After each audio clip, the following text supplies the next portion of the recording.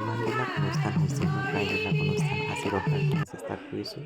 তাৰে ভিতৰত এয়া দিহানাম প্ৰতিযোগিতা কিছু অংশ ৰাখিছোঁ। লগতে এয়া ওজাপালি আছিল শেষৰ দিনাখন অনুষ্ঠান। লগতে ঢুলীয়া আছে, ঢুলীয়াৰো কিছু দৃশ্য মই সাঁচি ৰাখিছোঁ। ওজাপালি, ঢুলীয়া, লগতে ভোলা, চেনেল পিৰি আদি বহুতো অনুষ্ঠান আছিল। প্ৰায়বিলাক যিমান পাৰোঁ প্ৰায়বিলাক দৃশ্যই মই সাঁচি ৰাখিবলৈ চেষ্টা কৰিছোঁ।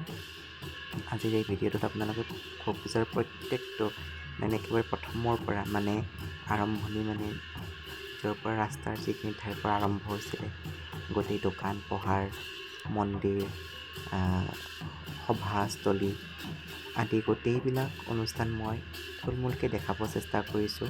অৰ্থাৎ মই নিজৰ মোবাইলতে সাঁচি ৰখাৰ কাৰণে এয়া আৰম্ভণি লাইটৰ গেটেৰে মালা দি পেলাই ধুনীয়াকৈ ৰাস্তাটো ইমান ধুনীয়াকৈ সজাই তোলা হৈছিল। সঁচাকৈ বহুত ভাল লগা এটা পৰিৱেশ। মই এইখিনি বস্তু সাঁচি ৰাখিছোঁ।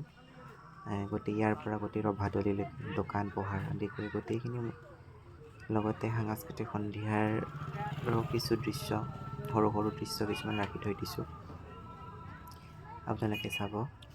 আৰু যাতে বহু বছৰ পিছত যাতে নিজেও চাব পাৰোঁ সেইটো কাৰণেও ৰাখি থৈ দিছোঁ, যাতে বহুত পিছতো চাব পাৰোঁ এই শতবাৰ্ষিকীৰ অনুষ্ঠানটো। তাৰ কাৰণে নিজৰ মনত ৰখাবা। আজিৰ পৰা 10 বছৰ 5 বছৰ পিছত যদি চাওঁ তেতিয়া আকৌ ভাল লাগিব। সেইকাৰণে মই সাঁচি ৰখাৰ কাৰণে এই ভিডিঅ'খিনি প্ৰস্তুত কৰিছোঁ। ধন্যবাদ।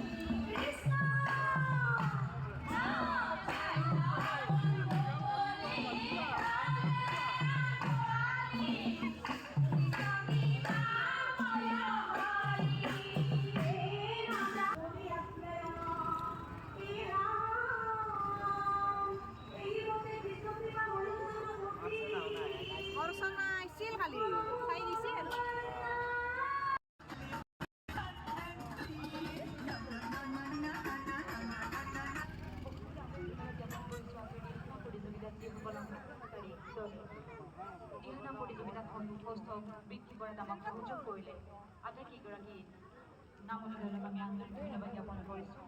বাদ্যযন্ত্ৰ বাদকসকলকো আমি আন্তৰিক ধন্যবাদ জ্ঞাপন কৰিছোঁ।